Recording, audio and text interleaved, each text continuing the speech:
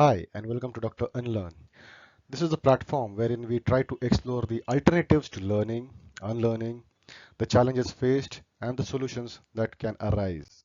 When the student is ready, the teacher will appear. This is a very grave saying by Buddha, and this has always had an impact on my life.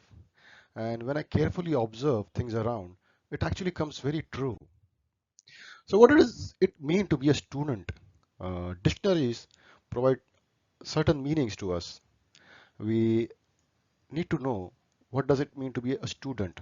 So student is basically a person who is a learning, and that process can be towards acquiring some knowledge, maybe some studies. A student can also investigate.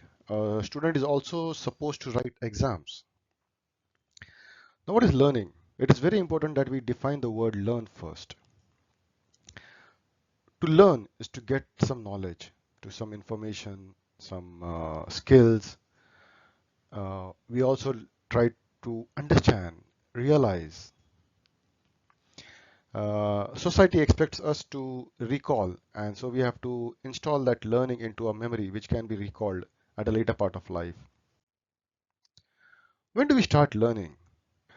They say learning starts at the moment a fetus is born in the womb of a mother, and there is ample evidence to show that. Even in our Indian mythology or history, to that matter, there is Abhimanyu who supposedly learned how to get into the Chakravyuh, but he could not learn how to get out of the Chakravyuh. It is a proof that there was certain learning when he was in the womb of his mother. Learning is basically a natural process. There's nothing much difficult. We are all by nature designed to learn. Learning never stops, and it's an evolving process. It's a continuous process. When a child is born, we don't teach them many things. They just learn. And what they learn?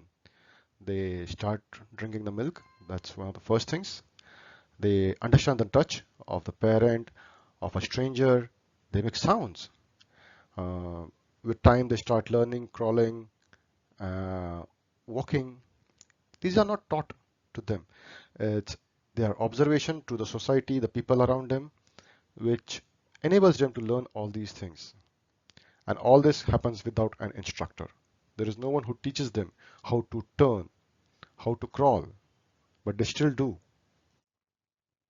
So by nature, we are designed to learn. Now, knowledge is a very vast word. Knowledge is about knowing, having the information, the skills, the experiences, the exposures, a lot of things. Knowledge does not always come through books. It can come through multiple channels. All our sensory organs are designed to give us knowledge. We smell, we see, we hear, we taste, and we touch. It is through these senses that we gain knowledge. Whatever knowledge we have is all about these senses. These are the inlets. Now comes the crucial point of the brain. What does the brain do? Brain is like the processor of a device, say a laptop or a mobile device. It also stores your experiences, your wisdom, your learnings, your knowledge, a lot more. But it's basically designed to process and to store. We give overemphasis to the brain, which is just a processor and a storage unit. We sometimes tend to ignore our sensory organs, which are the inlet of knowledge. We are focusing more on the processing of knowledge and not the inlet of knowledge. Let me tell you a story which you might all have heard of a king who goes on a battle and then he's on a losing verge and he quits or is trying to run away from the battlefield, and he goes into a cave and he watches a spider struggling to build his web. He observes that the spider is attempting to build this web. The spider falls, he gets up again tries, again falls, again tries. It happens a multiple number of times, and the king then thinks that yes, if a small spider is not giving up, he's not quitting, why am a king? Why should I quit? So the king goes back and he wins the battle. A school curriculum basically told a story to us, and the books or the teacher also told us what is the moral of the story. And it says usually on the lines that try and try, don't quit, or never give up. Something on these lines is the story, a moral of the story that's coming out. There's other thing that the king could have learned that day. Um, how the spider is building its web, that's engineering. The physics behind it, because the weight of the spider, the weight of the web, the physical dynamics of this engineering, amazing. The chemistry, the spider is designed not to get stuck in the cobweb because they secrete certain chemicals which only the spider knows where he has laid so that he can catch the prey. The geometry, the design, it's beautiful. Such a small spider building a proper geometrical shape, amazing. So there are many things that the story could have taught the king that night or the day when he went to the cave.